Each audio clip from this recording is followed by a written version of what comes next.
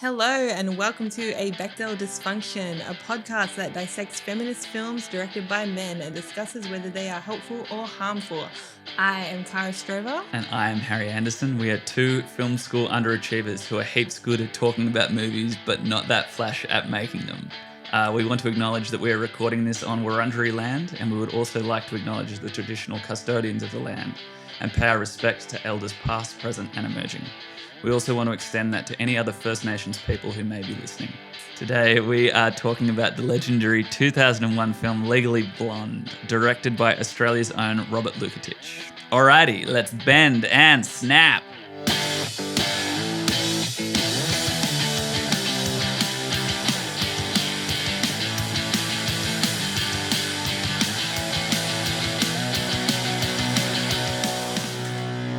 When did you first see it?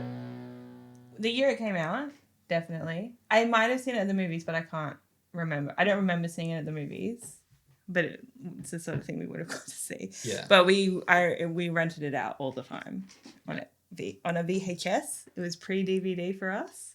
Yeah, right. And I remember that specifically because, and this is useless trivia, but I remember it had bonus features on the VHS.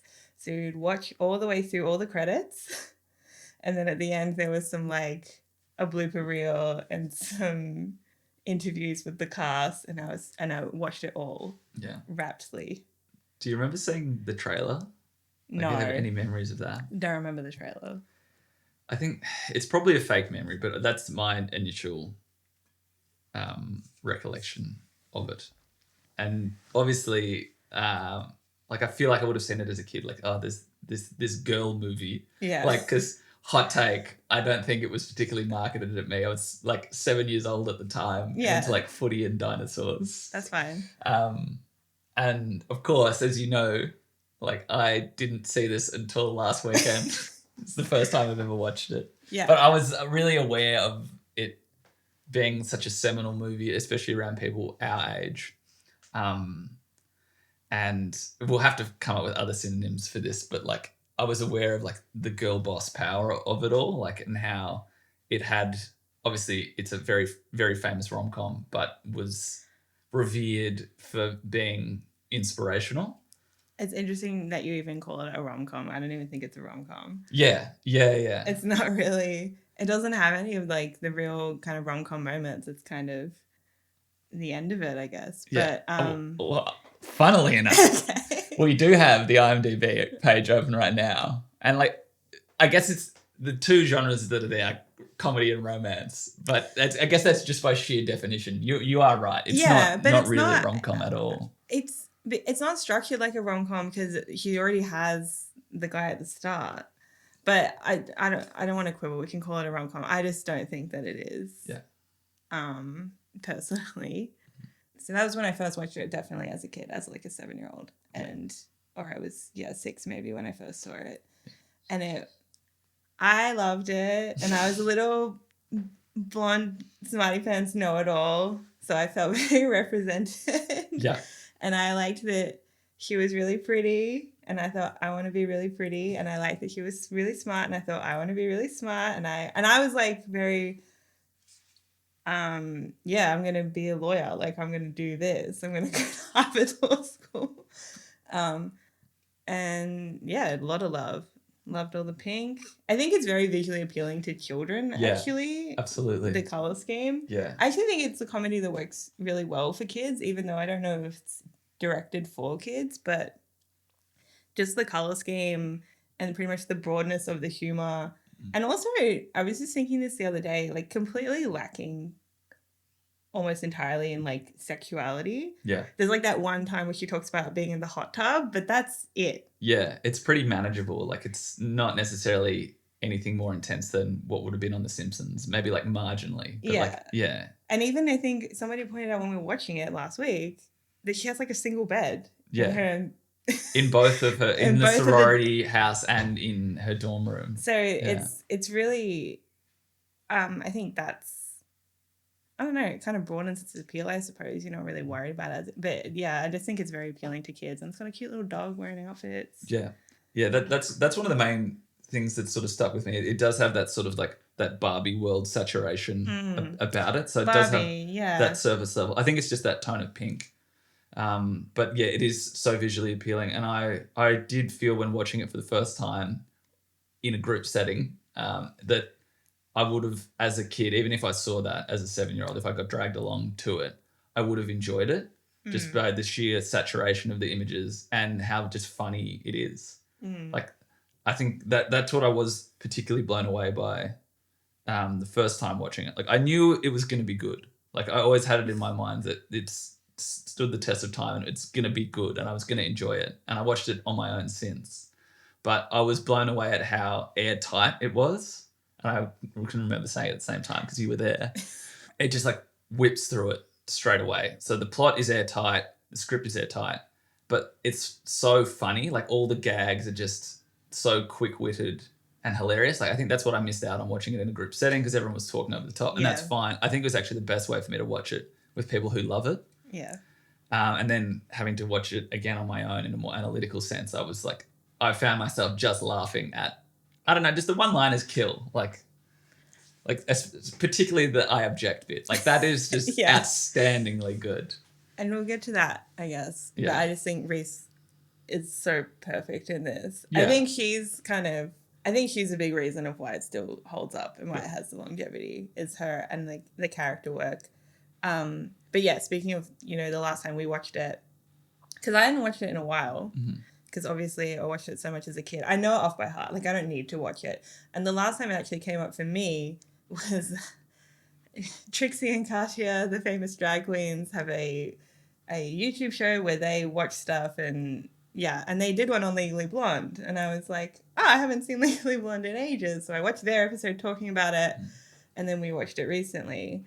And I feel like I'm at a stage where I'm kind of at a bit of an overexposure where I enjoy it and I'm fond and I'm happy to watch it, but I kind of don't find it funny anymore. Yeah. Or maybe that's not true. I don't know. Is it just at a stage now because you love it so much and you spend so much time with it, it is just comfort watching? Yeah, absolutely. Yeah. And I just know it too well. Like I laugh at the jokes before they happen. Yeah. Yeah. So it's kind of lost a bit of that for me, I suppose. Yeah. Well, I doubt that I would watch it again, not because I don't like it. It's more just like, I got it. Like I've watched it twice in a week. Twice in a week. And I'm like, I don't usually do that anyway, but like, I feel like I'm in it now. I'm just like, got it. Completely understand what this is all about. Which I suppose is something worth noting is like, this just has for something that was probably, I imagine for MGM, just like a throwaway comedy that they needed to land some fucking hit. I bet they had no idea how culturally relevant it would be for women our age. 100%. Yeah. And older and younger or whatever. Like, I think to a degree it could be timeless. I mean, there's other shit in it that isn't timeless and we'll get to that. But were you aware of it being impactful in that sense as a kid? Did you notice that like it was more than just like a fun, shiny comedy? Yeah. Can you recall that penny drop moment? Not exactly. It just, like I said, it had such an impact on my life and I wanted to be her when I grew up. Maybe it's just like a slow realization thing. Like it's so hard to like, it's not like one day you woke up and you're like, holy shit, this is an iconic feminist film. I think I did, but also just because I think probably the way my mum talked about it, because I know my mum really likes it too. And it got the kind of seal of approval from her. And it was just so popular. Like all my friends, like it was a popular movie. We all had seen it. We all knew it. And again, throughout high school. So yeah, I think I did know, but I think it was just a kind of subconscious thing. Yeah. I don't know that. It probably was more recently as I was an older teenager and like on Tumblr and stuff, you would have seen some essay about how actually Legally Blonde is all feminist for these reasons. I remember a specific one about Elle Woods being read as an autistic character and how she could be interpreted that way and what interesting representation it was. And I was like, oh yeah, that's an interesting, I hadn't thought of that myself. And I realized, and that's when I probably realized how much resonance it still had to this very day. How old is it? 2001, so like 20, Yeah. 22 years old. It's kind of crazy. Yeah. You touched on Reese Witherspoon's performance, which is obviously it's So iconic. good. Iconic doesn't really do it justice, but I can't remember if I said this out loud or not, but I definitely wrote it in my notes when I was watching it the second time. I reckon you could watch this movie with the sound off, and you would get exactly the perfect idea of what was going on, just through Reese Witherspoon's performance, because of how appropriately expressive she is through it, and I think that's heightened in the breakup scene.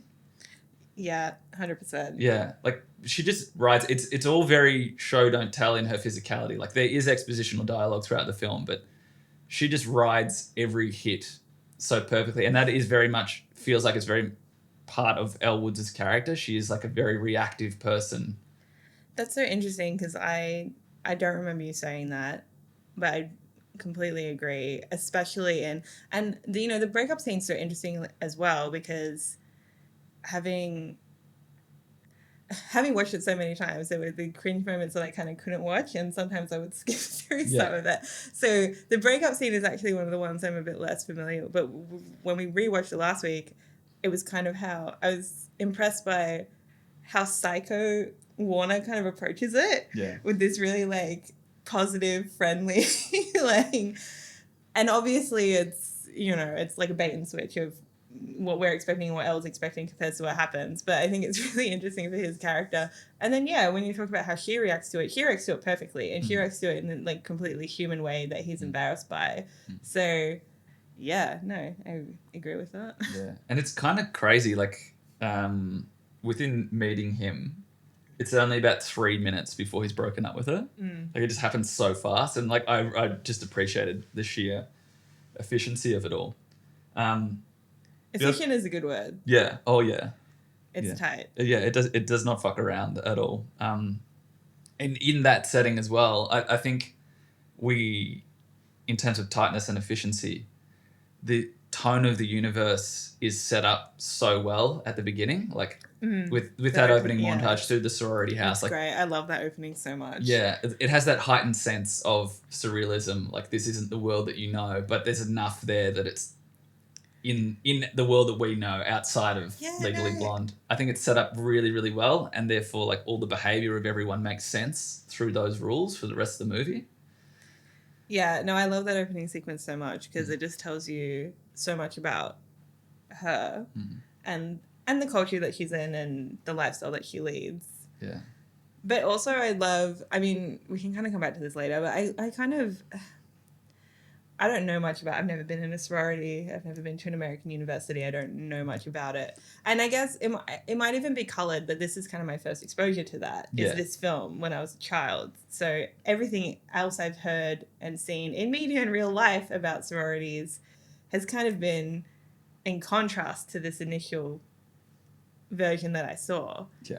I love how friendly they all are. I just love, there's so much love in that opening sequence. Even like the group of frat guys who kind of cackle the girl on the bike. It's all kind of like, that really, I have a note. I'm going to bring it up now because I think it's worth noting. It's all just kind of friendly and good fun. Oily men on lawn, smiley face. That was your note? It's fucking insane. Like I watched it back like a few times afterwards. I cannot for the life of me figure out what the fuck they're doing. It's just like... Are they carrying a keg? I think they're carrying a guy. Like I thought they were going to a keg party or something. Maybe. Or like some kind of rush. Look. Or be some kind of fraternity. Like, I'm just going to bring it up because I've got it. I would have thought it would be like a rush thing or... What are they doing? Like, what are they doing? Like, I think they're just like they're just roughhousing. Yeah, but it's perfect in so many ways because I never noticed that. Like, I thought they were just carrying a cake to a party or something. For me, it really does emphasize that it's like it is a movie about women and women character, and like it's important in this because, as we will discuss in greater length, like none of the male characters really have any character arcs, and it's kind of good that they're just kind of reduced at the beginning. The first kind of like male energy you get is just like a swarm of dudes who are effectively cavemen. Just shirtless guys.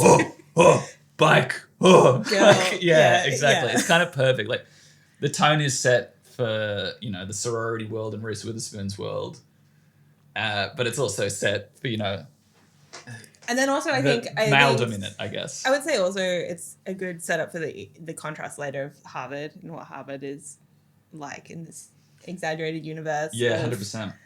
Well, no, like they play football, but other than that, it's just complete nerds Yeah. who don't have fun and they don't roughhouse on the lawn. Well, even just the muted color palette of everything there, like all the people just wear, grays, Brown, earth tone. Yeah. Real Yeah. professory. I think that's one of the things that I really liked about it. Like, you wouldn't ever think about this movie for necessarily its set design or editing or cinematography, but all of them are completely serviceable in terms of the overall look of the film. Like, there's no real moment in there where you're just like, wow, that's a crazy shot. Like, there's only a handful of moments, and I'll bring them up later on, where like I thought the editing was particularly noticeable. I think it kind of takes a back seat and lets, the story breathe as much as I guess the costume is really noticeable. That's costume probably costume and hair and makeup. Yeah.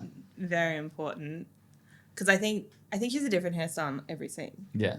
And the costuming as well. I don't know, maybe the set design, because when you see how like the Delta Nu sorority and Elle's room in particular is in contrast to everything you see at Harvard, which is this very like, obviously old building and it's all in brown and white basically. Yeah. And compared to the courtroom as well, I think, and even like Paulette's nail salon. Yeah.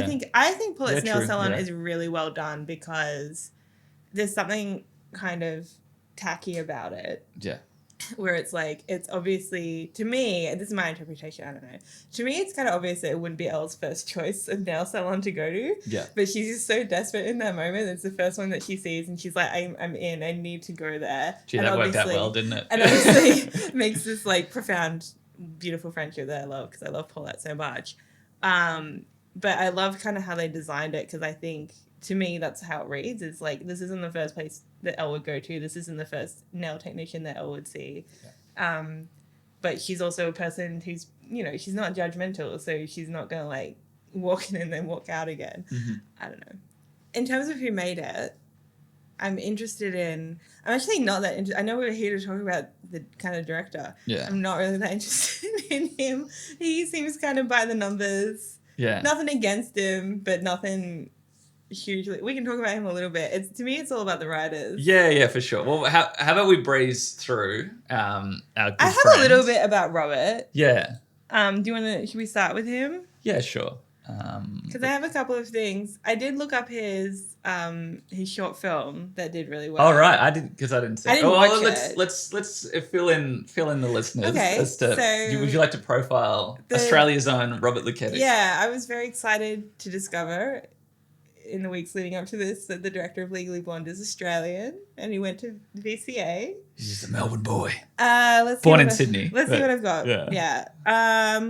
So Legally Blonde is his first feature off the back of a very successful, quite successful on the, the festival circuit, a short called Tiziana Bubarini, which is a musical comedy about an Italian checkout girl at a suburban supermarket. I will clarify, I haven't seen it. I did just read the Wikipedia article. I will confirm that you have not seen it, yes. Checkout girl at a suburban supermarket who is ridiculed by her fellow employees for her hairy upper lip. She gains new confidence and acceptance when she discovers a hair removal treatment. So, I haven't seen it. But there's threads here. I would also say, to me, that summary doesn't work for me. To me, it's not super promising to be like, wow, she learned to wax her lip or whatever, and then she was happy. That's not, finding self-love and self-acceptance. Yeah. Those are the limitations of short films as well. Yeah, absolutely. Yeah. And then, went on and managed to snap this up. But I think, for me, the more interesting the writer of the original book. I didn't realize it was Yeah. based on a book. Yeah, definitely. Amanda Brown. So- And the screenwriting duo, Karen McCullough and Kirsten Smith. Although Iconic duo of 90s Americana screenwriting. They've done Ella Enchanted. I was a big fan of that as a kid. She's the Man. Love it. House Bunny, haven't seen it. Now, this is the interesting one because Robert Luketic also directed this film, The Ugly Truth, which is a movie that makes me want to die. Right. I hate that film so much. And I don't want to talk about it too much because we're not talking about it. But when I get sick, I like to watch rom-coms, and I tried The Ugly Truth. It's about a freaking MRA, a men's rights activist, like radio host, eventually ending up with Katherine Heigl, and I can't bear it. It's awful. Right. Does he change his ways at all? Change his views? Probably not enough. I didn't watch to the end. Again, maybe I'm not giving The Ugly Truth its fair due. Yeah. Well, these are the people we're trying to convert with this podcast. We've got We've got to do The Ugly Truth. We're getting in there. We're converting the Gerard Butlers of this world. I was kind of shocked that the same kind of director and writing duo who made Legally Blonde also made that film. And maybe I shouldn't have been, Legally Blonde. And we can kind of go into this more later. But for me, the key to Legally Blonde and its kind of feminist values and its legacy, it's all about Elle. And it's all about her characterization and also I think Reese Witherspoon's performance. I think a lot of the other story elements are actually not can be picked apart quite easily. Yeah. And we'll get to that. Yeah. But we'll get to everything. We'll get to it. Yeah. But yeah, so it's maybe not hugely surprised that the same team without that character and without Reese Witherspoon can't pull it off again. Yeah. I guess so. Well, I mean, it's their filmography, and they've got some bangers in there. And 10 Things I Hate About You. Yeah, exactly. Yeah, they're unbelievable. Yeah. And I don't want to decry their talent. I think they're obviously very talented. I love a lot of their films, but in terms of what we're kind of talking about and analyzing, their kind of feminist cred. Well, I think one's is stronger than the others. Yeah. And I think, but it's really interesting. Oh, I mean, let's just talk about it. Who's stronger than the other? Kristen. Yeah. Let's just talk about it. I mean, so they did their first film together was 10 Things I Hate About You, which is also really interesting. I mean, I love that film. Like, Kat Stratford, the main character of that film, is iconic. She's iconic. I'm overusing that word. But she's a feminist. Like, she calls herself that in the film. Like, she sits in her house reading the bell jar, like, feminist literature. Like, she's a feminist character, and defines herself that way, which is something Elle doesn't do. Yeah. So I was really interested to read some of their comments talking about that film, and some of their comments talking about this one. I have a quote from an interview with Kristen. And it was about when they were writing 10 Things. And she says, at that time, I remember my writing partner being reluctant to call herself a feminist because back then it wasn't trendy. It was code for angry at men or she hates men. And I think that comes through a bit in this film. And Legally Blonde, I mean. And I also think that kind of comes from the source material. You see me open up the Wikipedia page. Yes, you know exactly where I'm going. Amanda Brown, I think Amanda Brown, the author of the original book, and it's kind of based on her experiences. I have a quote from her as well. Yeah, I think I know exactly what the quote's going to be. It's a long one. Should I read the whole one? Yes. So this is a quote from Amanda Brown. I was in my first week of law school in 1993, and I saw this flyer for the Women of Stanford Law. So I was like, I'll go and meet some nice girls, whatever. I went to the meeting, and these were not women. These were really angry people? These were really angry people. The woman who was leading it spent 3 years at Stanford trying to change the name Semester to Ovester. I started laughing, and I realized everyone in the room took it very seriously, so I didn't make any friends there. I think that's a really telling quote. And obviously, I mean, that Semester and Ovester thing comes up in the film, and I want to talk about Enid a lot later. Yeah. But, so, yeah, Amanda Brown and Karen McCullough's kind of I'm not a feminist, I'm a cool girl attitude does come through in a lot of the story elements. So Kristen Smith, who has a background in poetry, and she studied at Northwestern, and she did some like women's studies classes there, and I think she really drives that, and she's kind of the main influence of that in 10 Things I Hate About You, in the Kat Stratford character. I think that aspect, I think Kristen Smith's affinity for like poetry and like women's literature and women's studies is a lot more visible in 10 Things. And she's like all into Riot Girl and all that kind of thing. Yeah. So then it is in Legally Blonde. Because that's one of my criticism, we kind of get more to criticism later, is that like there is no mention of sexism or of feminine, like it's there, but it's not labeled explicitly. And Elle, even though I would call her a feminist icon. Like she's a feminist icon of mine personally. Yeah. Maybe not the same for everyone, and that's fair enough. But she's a feminist icon of mine personally. She doesn't call herself that. Yeah. She doesn't talk about sexism. She doesn't talk about the women's movement. Yeah. But she has a lot of sort of personal coalition building. Lead by example more so than anything else. Yeah. Whereas I think like director Robert Luketic's kind of sitting there just like, holy shit, I'm doing my first feature. Yeah. I'm in Hollywood. Yeah. I just did a short in Sydney a year ago, and now I'm in, America doing a feature with, some big... It's kind of amazing. Yeah. It is kind of amazing. And I want to touch on it like super briefly. We don't need to bang on about him. I think we can kind of give him the tick in the box. Like he's on everyone's side. He wants to do the right thing. He hasn't made The Ugly Truth yet. But yeah, it's kind of amazing. Like, and it's super relatable for us because like we went to film school, we went to film school in Melbourne. And I found this really great interview with him and Margaret Pomerantz on SBS. It's just a great insight into him. He just seems like a really kind, gentle person, as far as you can tell in interview form. Like he has a really great nature about him, super interested in just making entertaining, light-hearted or just heartwarming content for people to enjoy and love. That seemed to be a huge motive of his. But it's kind of amazing. Like he just talked candidly about, I made a short in uni. I put everything into it. I had heaps of student debt. And at the end of it all, I couldn't even get a job. Like he had to be a receptionist at like Screen Australia or something. He was answering phones.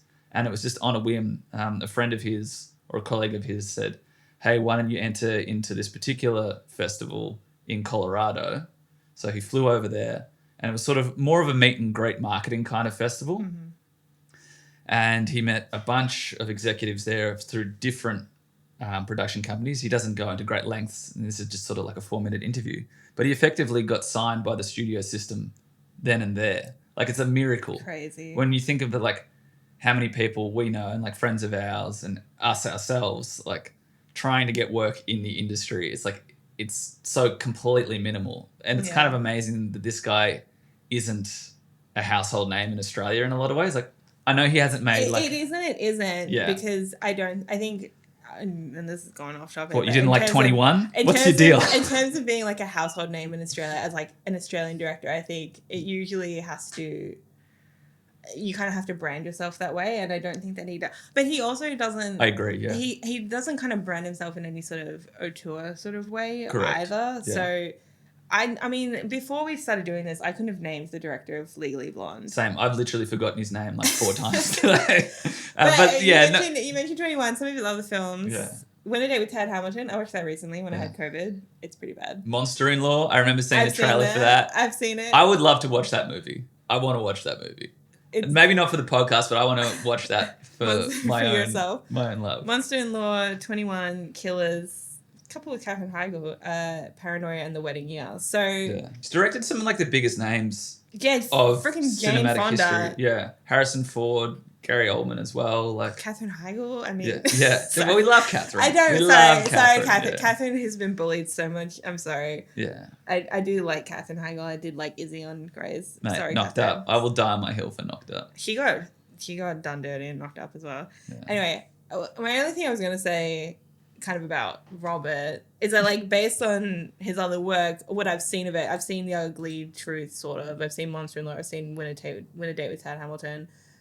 I don't think there's a lot that's any better or worse than any other standard rom-com fare in terms of, like, feminist values. Like, both Win a Date with Tad Hamilton and Monster-in-Law have some kind of cringy, like, this antagonism of, like, mother-in-law and daughter-in-law is kind of an annoying old-fashioned thing. And Win a Date with Tad Hamilton has some weird stuff about, has some pretty weird attitudes about sex, but, like, nothing that stands out as egregiously sexist. Yeah. But also, like, nothing that would have the same kind of longevity or reputation for feminism and feminist values specifically that Legally Blonde has. Yeah. So I think it's kind of, I don't want to say a fluke. I just don't think he's, like, the driver of it.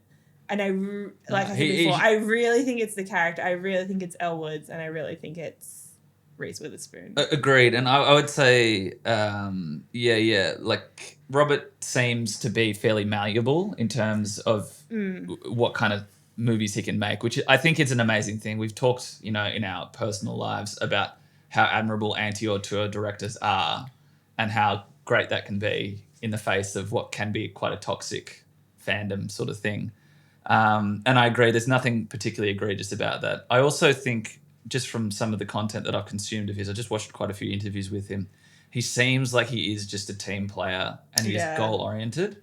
And in the same way that, like I said, with the cinematography or the editing in it, like, it all plays a role. Like, it's greater than the sum of its parts. This whole movie is greater than the sum of its parts. And it's, apart from maybe Reese Witherspoon and the bend and snap from our great friend, friend of the podcast, Jennifer Coolidge. Like, everything else is below that. Like, there's only a few individuals who are above this movie, I would say. Yeah, I would agree. Yeah. I think it seemed pretty obvious to me, and I didn't go into that much depth, what I was reading about the production, that the writers stayed on board for a really long time and was still having a lot of input as they were shooting. Yeah. So, like I said, it kind of seemed to me, like you say, he's a team player. He just wants to get it done and have a good product at the end, which is an perfectly acceptable goal. I support that 100%. Well, yeah, I guess he got his goal. He absolutely did. Yeah, apparently. He says this in this interview with Margaret Pomerantz. I have not fact-checked this, but Robert looks like a trustworthy fellow. That at the time of its release, it was the most successful comedy that MGM had ever had. I don't know if that record still stands. I don't know if it was true, but on sheer pub talk value, that is amazing. As a directorial debut coming out of the VCA, having only made one short, 4 years before that, it's just an incredible achievement. And so really props to Robert. Yeah. We're fans. Yeah. I mean, you made The Ugly Truth and I hate that. Yeah. But I'll forgive it. It was, when was it? Like 2008, 2009? Whatever. I'm sure you've grown. Yeah. 21 is a weird movie. I don't know if you've seen that. Is that the card counting one? Card counting one. I haven't seen it. I recall seeing it at the Sun Theatre. Oh. Friends of the podcast. And that was the first time I ever heard Time to Pretend by MGMT, which is in, like, the closing montage. I'm like, you know what, Robert, you introduced me to MGMT. It's all good.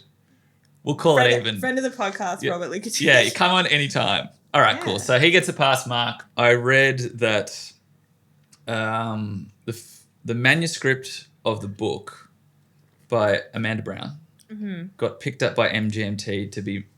Sorry. For its electric feel.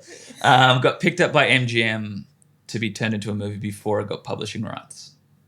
And a fun little tidbit about that is that she only ever got noticed when she printed the manuscript on pink scented paper. The pink paper, which is obviously we know from when she Elle Woods hands in her resume to creepy sex offender professor who should have been worried about putting more fucking lifeboats on the Titanic. That fucking prick. Look, he's got a lot of issues that he's got to work on in the cinematic universe. But anyway, I just thought that was a good little tidbit. Yeah, I think that's another way you can kind of see, like, the influence. I don't know if Amanda Brown was involved in the production, but the influence that her original experience, because that's what's based on. And that's the other thing. I don't want to like interrogate her experience of going to law school, what that was like for her. If she had these things, then, you know, that's true to her. And if she wants to write a book about it, that's fine. I just think it kind of gets swept up into like every political movements have a backlash, and feminism has a backlash, not just from men and not just from, it has one from women too. And it's a bit of a shame to me to kind of see these quotes and then to kind of recognize moments of that in the film. Yeah. But again, I love this movie so much. I have so much affection for it. It is a comfort film of mine, and I love Elle Wood so much that those things don't bother me. I let it slide. Yeah. Because I like the movie so much. But if you don't have that, or, you know, or once you become aware of those things, you can't let it slide, then that's, you know, that's valid too. Yeah. And I think that ties in well with probably the next sort of batch of things that we'll talk about. But do you think this has aged well? Yeah, I think it has. Or maybe the way I would phrase it is, I don't think it's aged as badly. No. Morally, it holds firm, right? I would say it does. It does for me. Okay, there's a couple of like cringe things I want to point out. Yeah, 100%.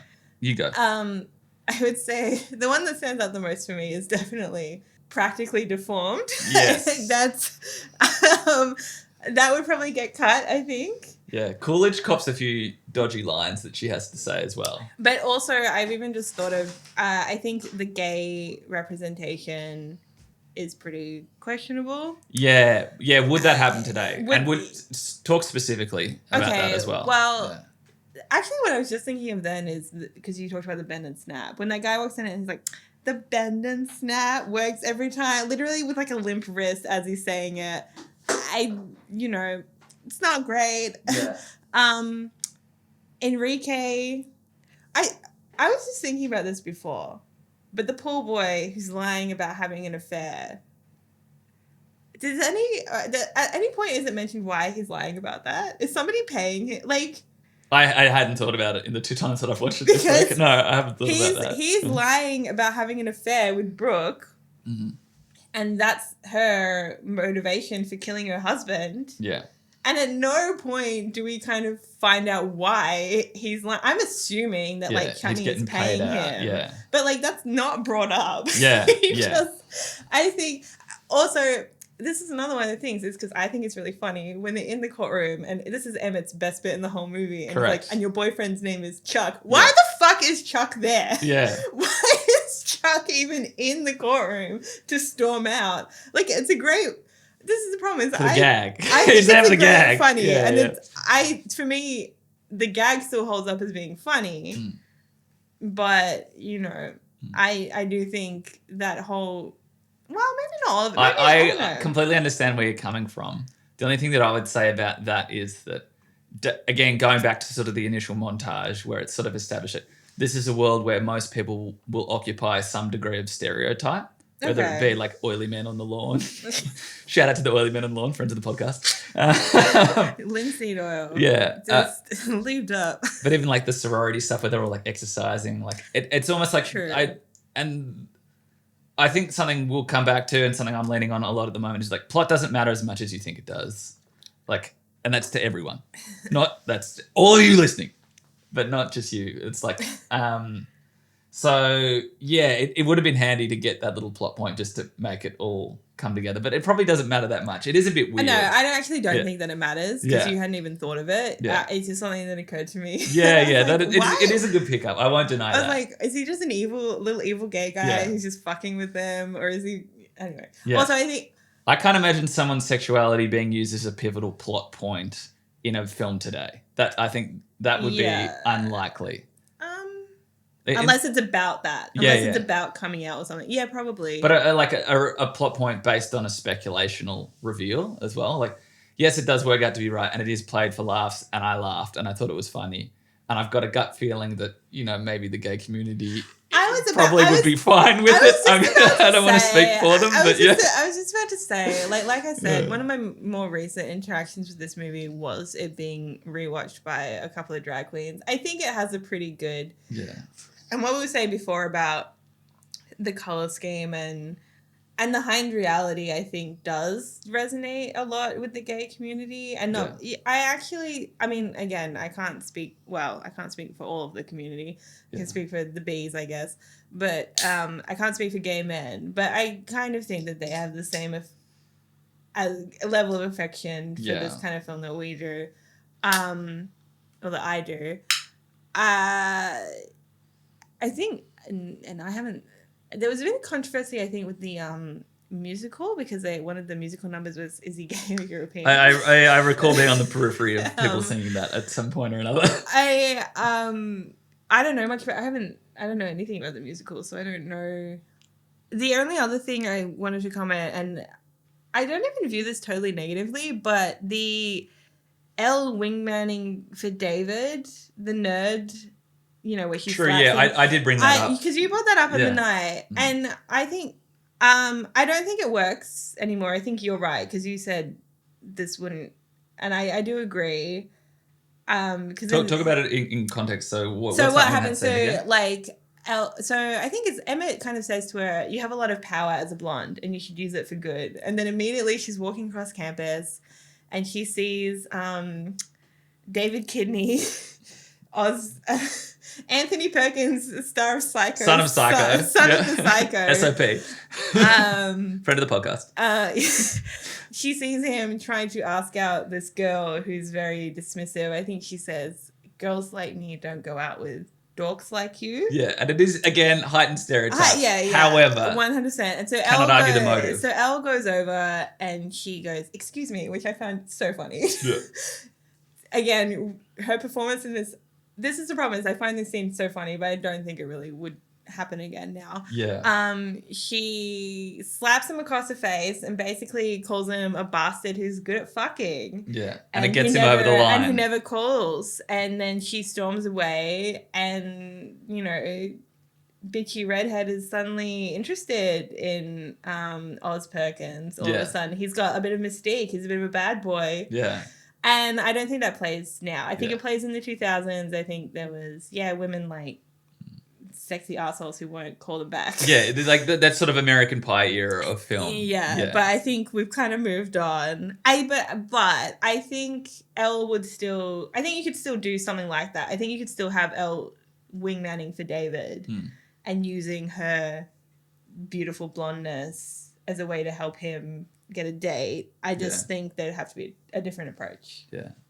One thing that I didn't notice on first watching, but I found quite moving second time around, and it kind of caught me off guard that it was kind of played for laughs, but when Brooke has that reveal that she was getting liposuction at the time of the murder. That is what happens, right? Yeah, that's her alibi. And her alibi, and there's the whole bond of sisterhood with all of that, and that is beautiful on the outside of it. But at the moment, like when I was watching it, there's like quite comedic music being played, where I feel like the actor, I don't know, her name escapes me. Ali Larder, friend of the podcast.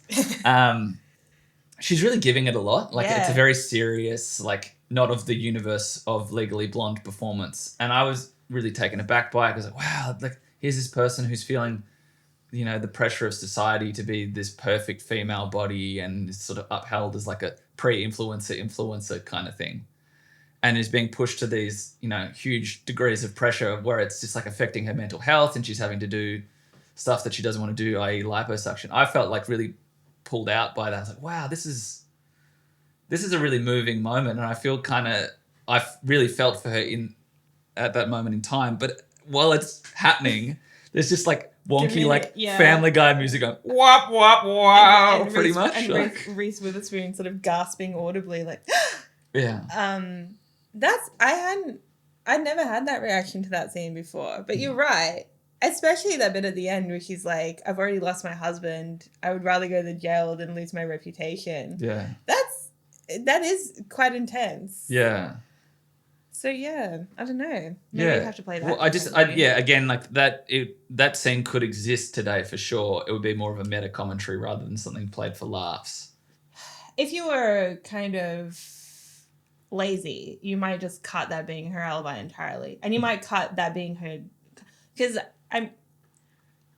I definitely didn't as a child like kind of fully understand what was going on with what Brooke does, but rewatching it back now, I am a bit like sus about. Yeah. So like, let's talk about Brooke, because her job is she's a fitness instructor. And there's a bit where I remember Elle says, "You helped me get from a 6 to a 4," which is just like fucking crazy. Like, yeah. Like she can make you lose 2 pounds in a class. And I think this is kind of one of the problems with the movie, and it kind of goes back to, I think, the writers, or at least a couple of the writers' hesitance to align themselves politically with feminism, is that, you know, Emmett says to her in a bit of dialogue, this is a woman who's made a career of telling women they're too fat. And Elle says, Brooke would never tell a woman she's too fat. And that's the end of the conversation. Yeah. I think, so if you were maybe coming back to this movie now and thinking, you could kind of dig into that a bit more, this, you know, kind of come to a position on it. Like, is what Brooke does good or bad? Yeah. And like you were saying about her pressure, she's also kind of a hypocrite. And kind of going into that a bit, I don't know. Or like, or at least kind of being able to discuss that Brooke is this kind of really rich, has a really rich husband, a hugely privileged position, and is therefore able to get plastic surgery to make her look a certain way. Yeah. And then also has this business of teaching other women how to lose weight. So she's already feeding into this industry. That's definitely worth unpicking and unpacking. Yeah, it's worth its own spin-off series. But, you know, if you're a lazy director, you might just cut that entirely and just change it to something else. Yeah. To avoid that conflict happening. But yeah, like it was one of the things I kind of noted when I was thinking about, you know, what are its kind of feminist credentials. That's kind of even the one moment it kind of comes up is Emmett challenging her, like, this is what Brooke does, and her just being like, no, she doesn't. Yeah. She would never do that. Yeah. I guess perhaps if Aaron Sorkin had gotten a hold of it, we'd have a big monologue scene. But yeah. But I really want to talk about Enid Wexler and how she is the problem with this whole movie. Do go on. Okay, so Enid Wexler just... Also, by the way, I guess spoiler alert if you haven't seen it legally. I don't know why the fuck you're listening to this if you haven't seen it, but yeah, maybe you're just a nice friend of ours. Yeah. They've started a podcast, we'll listen to it. Yeah, shout out to who's a friend of ours who might not have seen this. Any guy, probably. So, I think the problem... Okay, like I said, the film doesn't discuss, like, feminism or sexism on any kind of structural, like, political level, which I think is fine. I don't think that you have to do that. I think it can actually really drag a movie down when you do too much. Yeah. It depends. You really need, like, a deft hand as a writer or director to kind of do that kind of thing. Yeah. So I don't think that you have to. I'm not saying that that's a requirement, but it doesn't do it. And it doesn't do it, and it has one character, Enid Wexler, for anyone who hasn't seen the film. She is a women's study major, focusing on the history of combat. She's a pretty stereotypical, like, radical feminist. She's introduced, I think, what was her project before she came to law school was, like, lesbians against drunk driving. So yeah. She's a lesbian, I believe, lesbian character. Like the way like John Hughes would write a lesbian character if he could ever even fathom such a thing. She's kind of as close to butch as you would come to in a movie like this. Yeah. So she's very kind of oppositional to Elle. Her only other, and it is funny, but when she's at a party arguing with fucking Warner of all people, as if Warner's going to give a shit about this, about changing the word semester to Ovester. Yeah, I do suspect that this is the person that Amanda Brown was interacting with, or the type of person. 100%. But, or a characterization of that. I don't want to pot those people. Yeah. I think she is kind of a problem for me. Yeah, like what you said. Like, she's the people that aren't women. Yeah. You know, she's the angry man hater, the angry feminist. It's kind of a shame to me, I think, that there's no resolution of their relationship. Because she's also probably one of the most antagonistic people to Elle in, that group. Like a lot of the men are kind of dismissive of her, but they kind of just ignore her. Yeah, she kind of goes after Elle unprompted. Yeah, she has that scene in the library where he accuses Elle of homophobia, basically, and says Elle would have called her a dyke, which Elle denies. And it's kind of out of left field. Like, they don't have that much interaction other than that. So they're obviously positioning kind of Enid as, like, being kind of judgmental and judging Elle on her appearance. And I think the problem I have with it is that they don't have any kind of resolution to that relationship. Like, Enid kind of smiles and is a bit friendlier towards her towards the end when Elle's kind of proved herself of being smart enough to be a lawyer. Yeah. But I would have actually really liked to have seen them actually become a bit friendlier. Or, like, even engage a little bit about, like, Enid's feminist ideals. Like, because Elle is the kind of person who takes people at face value and kind of engages with people on their level. So I actually think you could have had a bit of a scene of them talking about stuff, or, like, talking about going to, like, a feminist meeting or a rally or something, or it's like, you don't even have to frame it that way. It's just like, Elle, this is the thing you care about. You might want to come and support it. And Elle would be like, yeah, 100%. And I think that could have been cool. Yeah.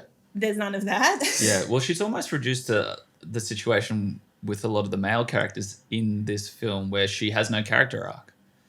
She's just almost like a plot device just for Elle to grow around. And, like, that's fine. I have no problem with that. Like, that's pretty common. But it is disappointing in the context that you're bringing it up. Whereas, like, someone who is a staple of feminist ideals, like the way that is often portrayed is reduced to a caricature. And I think it's a bit of a shame also in the sense that a lot of the other, I mean, outside of Elle herself, a lot of the other kind of feminist values I would take of it is the kind of emphasis on female friendships and female relationships, like Elle's relationships with her sorority sisters who support her. Like, they come to the trial. They don't fucking know what's going on. Yeah. They don't care, but they come for her. Yeah. And Paulette, and Elle and Paulette supporting each other 100% and helping each other in their own journeys. And even Elle and Vivian, kind of realizing that Warner is not worth fighting over and becoming friends after that. I really like all of those things. But... and I'll bring it back as well to, I think I can't remember her name, but, like, the hot-ass professor. Yes. Who gives her a hard time. Truman's mother from The Truman Show. Yes. Yeah. Many jobs. Sarah Paulson's wife, I think. Yeah. Holland Taylor is the actress's name. From George and the Jungle. Yes. Yeah. Yes. Yeah. Also. Shout out to Brendan Fraser. Matthew Perry's dad is the dad in George and the Jungle. Anyway, it doesn't matter. Friends of the podcast. I would have really kind of liked to see... I mean, they have that moment in the salon where it's like, this hard-ass professor also gets her hair done, so she's a woman, and she's going to tell Elle... I kind of would have liked to see their relationship have a bit more development and a bit of resolution. And also Enid. It didn't have to be a lot, but just to kind of... I mean, you see Enid at the end, like, clapping, so it's obviously like they're on side now. Yeah. I would have loved to have seen...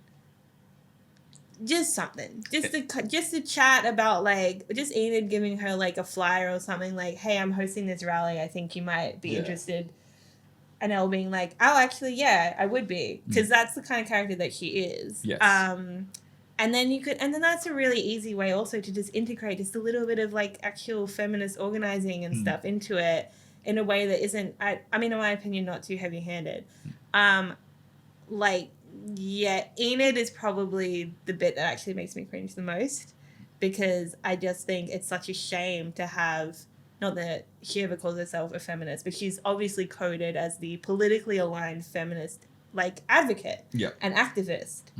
And she's also one of the most hostile characters. Yeah. And that's a shame. Yeah. I completely agree. It's almost like that screen time and that character arc is reserved almost exclusively for... is the character's name Vivian? Yeah. Yeah. So I guess the screen time is devoted to that. But yeah, like you're saying, even if it was just like a little, just a little nod, like in the same way that the professor gets to come back from... So obviously there's that initial scene with Vivian, the professor, and Elle, where they sort of write off Elle for being a dumb blonde in the front row in the class, and they all kind of bully her out of the class. There's the montage moment with Elle and the professor where she gets the nod of approval, and then that final scene that pushes her into the third act. Well, not the third act, but pushes her home in, if we're talking Dan Harmon's story circle. From her lowest point back up. Into the coming home step. Yeah, she sort of pulls her out of the darkness of the soul moment. I would actually even say that even David Kidney, after she helps him out, he has that bit at the end where he's got enough confidence to, have the book of law or whatever to help her challenge Sleazy Professor. So even David kind of has more of a, but he's not that hostile to her, but even he kind of has more of a turnaround with her character than Enid does. Also, I think it's in an almost effortless way as well. Yeah, that's all we're asking. All right. I just it's funny to me. Sorry, just talking about Enid, the bit where they do the reveal about Enrique being gay, and then Enid kind of does this laugh and lean back of wow, I never saw it coming, and I'm he's the only other he's a lesbian. She would have known. Yeah. But poor performance by actress who plays Eden in that one moment. Sorry, but actually, I haven't. Pretty happy with the performance from that person, though. I think the performance that they put in is really good, even if it's reduced. All the performances are good. Yeah. I think all the performances are kind of pitch perfect. Yeah. And again, we talk about arcs. Not every character can have an arc because it's not about every character, but it just a little tie off at the end to be they're on, they're on side now. I think that does segue well into Sexy Lamp. Though. Sexy Lamp. Sexy Lamp. Shall we briefly run over the criteria of this, the origins of Sexy Lamp? Sexy Lamp. Sexy Lamp test. Okay. Do you want to read this out? Okay, I'm reading from let's fanlaw.org. Yeah. So it's very official. Yeah.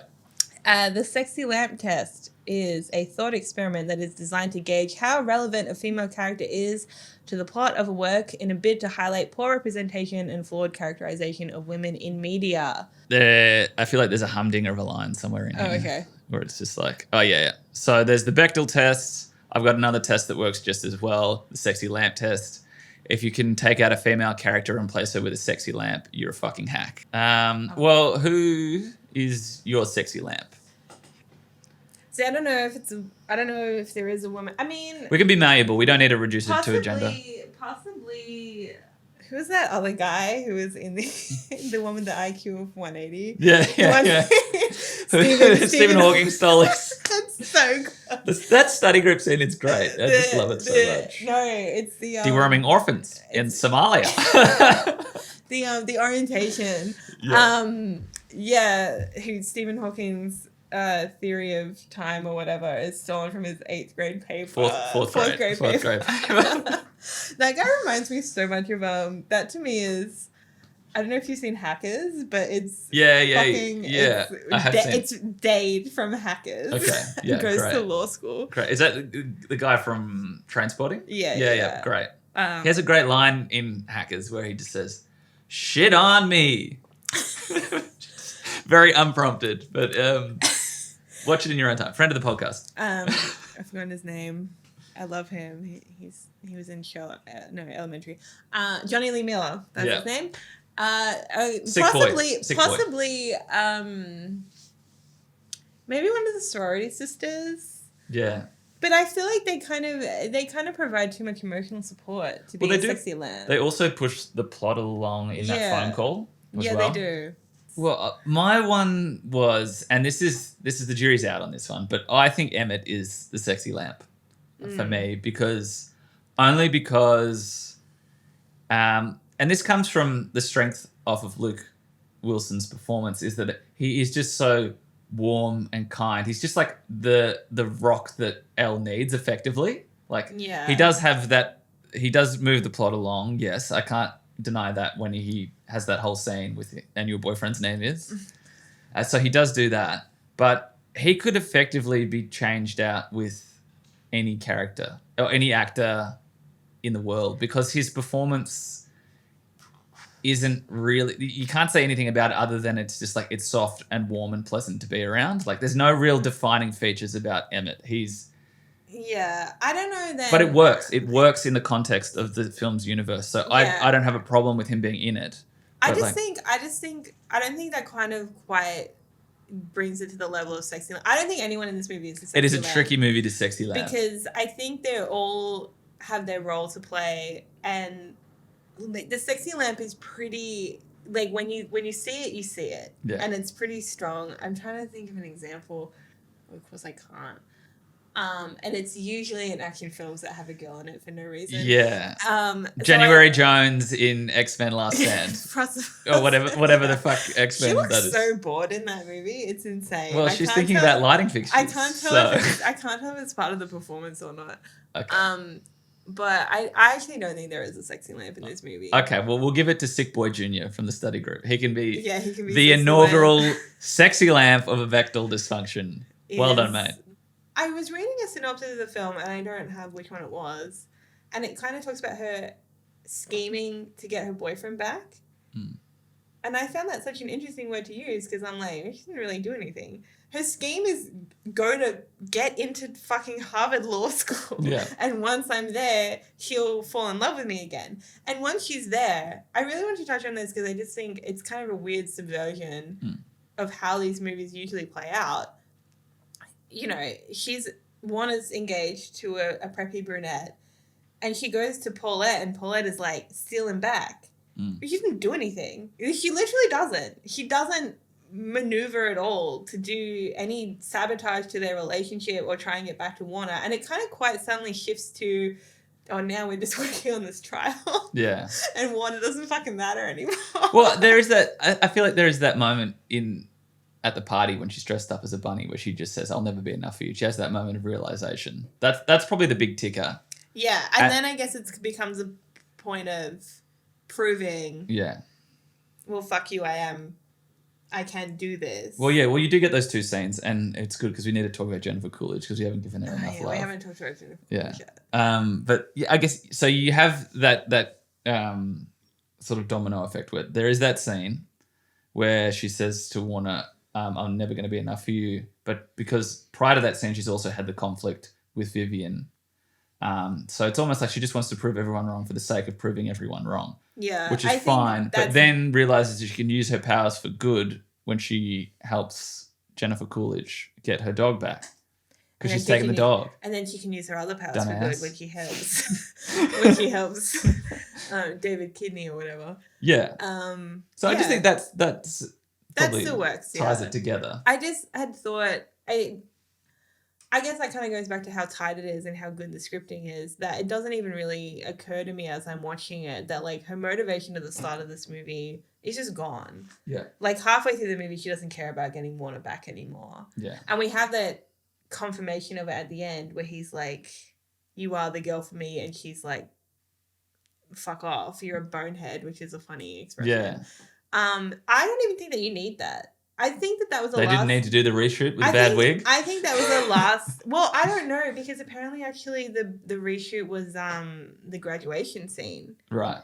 So it might have been both. I think it was both, actually. I think both were shot separately in London.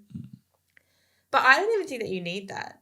To me, it's obvious. She doesn't care about Warner anymore, because you're right, like, after the party scene, the Playboy bunny outfit, she doesn't care what he thinks anymore, because she knows. Yeah.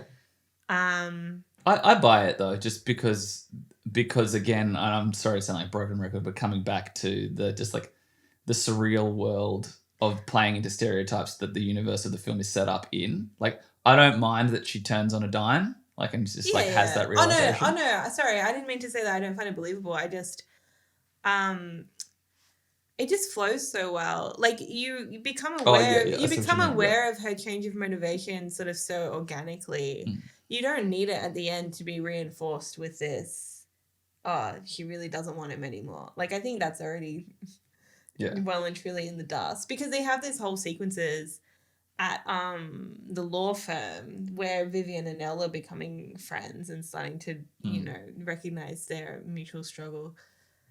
You know, go to a rally or something sometime, girls. Yeah. Hand out the flyer. Yeah. But at that point, she's not trying to get Warner's attention anymore. She's not doing anything for him anymore. It's just about her. And also, I guess, proving something to everyone around her who doubted her. But that's a good enough reason to do. It's really satisfying as well. Yeah. Yeah. So I kind of find if that scene at the end was tacked on where she calls Warner a bonehead, like funny as it is to call him a bonehead, I think it's unnecessary. Mm-hmm. Yeah, I guess so. I found it.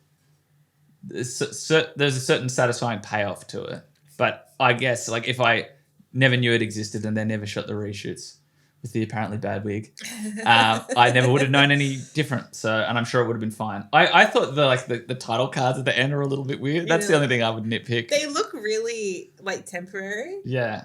Like they were supposed to change the font. And did it like Comic Sans or also, some like shit? Luke Wilson in this white suit. I think he had shaved his head for Royal Tenenbaum, so he's wearing a wig. Right, wigs all around. He's wearing a wig in that scene. Explosion at the wig factory. Which is why he just looks like real oily. Somebody's going to correct me on that. I'm pretty sure he's wearing a wig. Yeah. Well, we love white suits, though, here at A Bechdel Dysfunction. It's a great look. He looks sleazy. Like, yeah, I don't know. Yeah. The white a little bit suit, Miami Vice all of a sudden. The white suit, I don't know what it is. He doesn't look... And it's also, I mean, obviously because they shot this like a year later. Yeah. It all looks very disjointed because they're not together. So there's like Vivian by herself, Warner by himself, Enid and fucking Oz Perkins by themselves, Luke.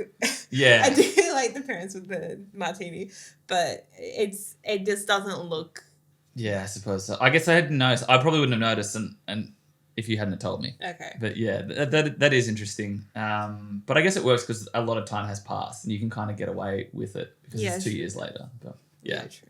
This is my favorite Jennifer Coolidge performance. Mm-hmm. Probably the first one I've ever seen. I actually haven't seen that many.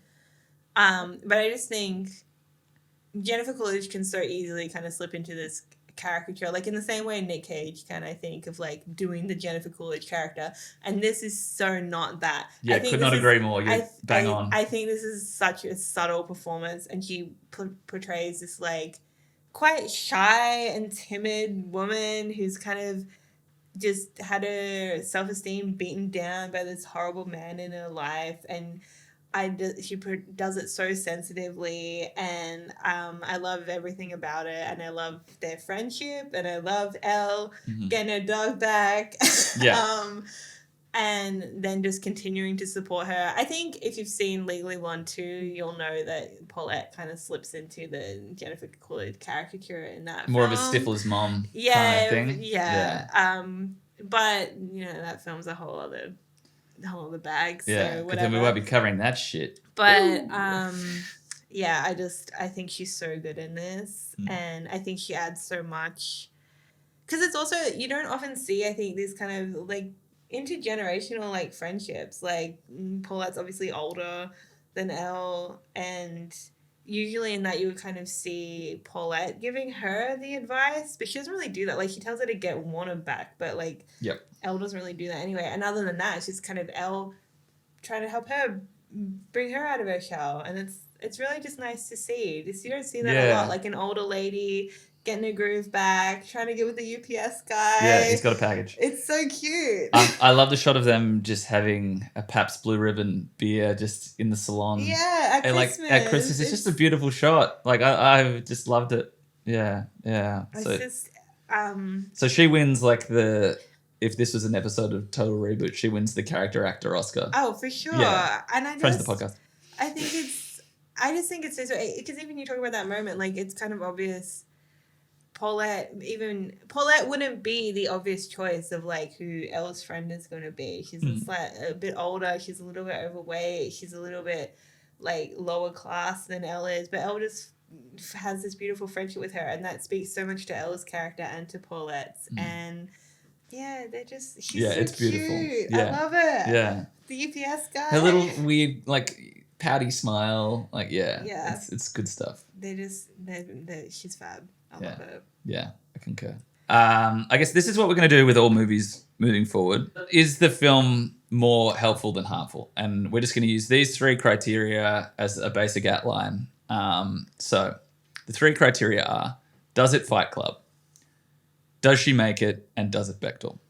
So we'll start with does it Fight Club? So this is a pretty easy one, but let's just define it before we begin. So does the film have a negative response as to what it intended to be. So in the context of a film like Fight Club, which should be just like a real basic 101 psychological thriller about like, hey, mental illness can be pretty full on, but instead it just made a bunch of teenagers start like boxing clubs in high school gyms. That's what I mean. Like, does it Fight Club? Does it have the reverse effect? So for me, it doesn't. Like, I can't really see how this can Fight Club at all. You might get a few,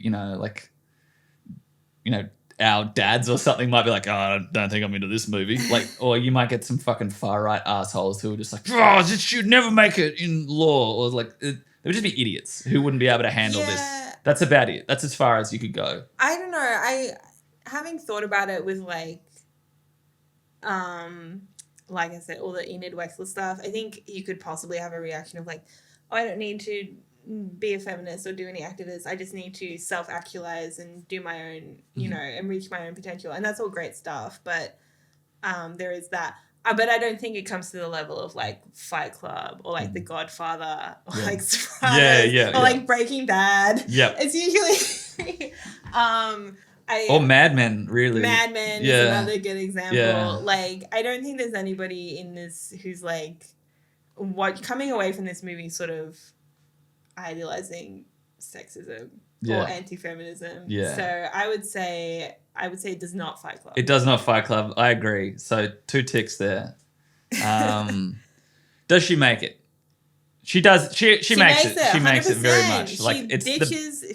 100%. She like realizes her own potential. She ditches Warner. She builds even more like strong like relationships with other women.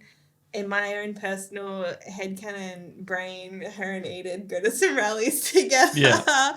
I would say she absolutely makes it. Yeah. She finishes top of her class. Yeah, well, it's pretty cut and dry, that one, isn't it? Like it, that's it helps that it's the part of the plot. It's pretty but easy. Yeah. She finishes like top of her class, so I think she earns the respect of her peers at Harvard and her professors at Harvard without sacrificing, who she is, her personality, her sense of style. She does it, and she does it her own way. So I would say she absolutely makes it. Yeah, this is probably the benchmark in terms of grading moving forward, in terms of like, does she make it? Like, this will be like the gold standard of female characters. Elle honestly makes almost no sacrifices. Like not to, like, she works hard, but she doesn't change herself in any way. She refuses to. Mm-hmm. She's like, I'm going to go and be myself at Harvard, and then that's how Warner will see that I'm a serious person. She doesn't go and become preppy or become more like Vivian or whatever. And told so well through her costume as well, I think, throughout the entire film. Yeah. So I think 100% she makes it. Yeah, 100%. And we'll use that as the gold standard moving forward. Does it Bechdel? So we should probably define this, because there's a lot of different definitions of Bechdel, but we do have in our hot little hands right now the Feminist Film Guide, which has on the back the 3 points of the Bechdel test, written by Mallory Andrews. Shout out to Mallory Andrews, friend of the podcast. Mallory. Yep, that's her name. It turns out I'm a fucking idiot. So watch me come back from this. We just cut it. Don't worry about it. Nah, I think we should leave it in. That's pretty funny. I have to be true to myself. If Elwood has taught me anything, it's that I have to be true to myself. So the Bechdel test, according to the Feminist Film Guide, is broken down to 3 points. The film has to have at least 2 women in it, named. I don't care. They've got to be named. Yeah. And that's who talk to each other about something besides a man. So this is real baseline Bechdel test stuff. Yeah, we're not getting fancy. Yeah. We're going brutal. Yeah. We're all about umbrella terms here. Does it pass? It does. It does. There are multiple scenes where that is the situation. I think in a broader scope, perhaps in a more technical sense, that it'd be narrowed down, but it does pass. They talk about Warner a lot. I guess I always question with Bechdel test, like, if it's about a man, like, if you're talking about your relationship, is that still, like, when she was talking to them about girls, I'm going to Harvard, is that a passing conversation? Because she's going to get Warner back. She Yeah, says that. yeah. Well, those I didn't really know because I knew that it had passed the Bechdel test because I'd read the element of it in this book. Okay. But I didn't know where. And that I found it in an I think it was a Tumblr article or something. We looked at Tumblr, before. Yeah.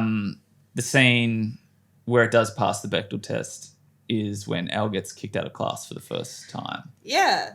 Which is almost counterintuitive. I kind of like that actually, because Yeah. it's like it doesn't always have to be, you know.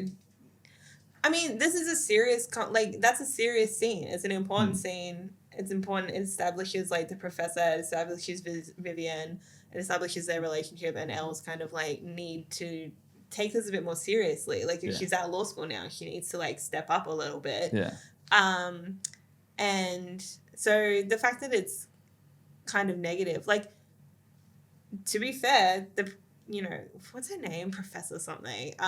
Professor Holland Taylor and Vivian are not wrong that she should have been prepped for the class. Like, they're not wrong to kick her out. They're not wrong. If anything, they're holding her to the standard of Harvard. Like, you came to this school.